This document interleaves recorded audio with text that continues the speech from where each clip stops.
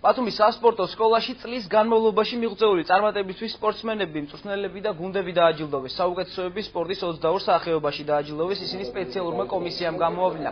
სპორტსმენებს ბათუმის სასპორტო სკოლისგან საჩუქრად დიპლომები და ფასიანი საჩუქრები გადაეცათ. დღესვე დასახელდა წლის პერსპექტიული სპორტსმენიც. ეს ტიტული ტაეკვანდოში საქართველოს ჩემპიონმა მარიკა ბოლქვაძემ მიიღო. წელს სხვადასხვა საერთაშორისო რესპუბლიკურ შეჯიბრებებში რეგიონის სპორტსმენებმა 11 ოქროს, 84 ვერცხლისა და 99 ბრინჯაოს მედალი მოიპოვეს.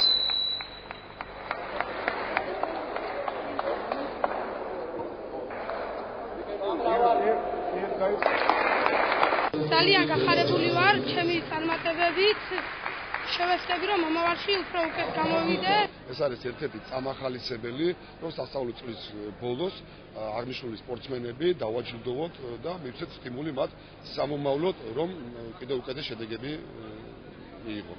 შედეგები ნამდვილად გვაქვს და ბევრი გასაკეთებელიც გვაქვს, მაგრამ წელს ვამთავრებთ კარგ ნოტაზე და რასაც ქვია იმედი ცხოვრობ და ალბათ ეს იმედი კარგი იქნება მომავალ წელზე.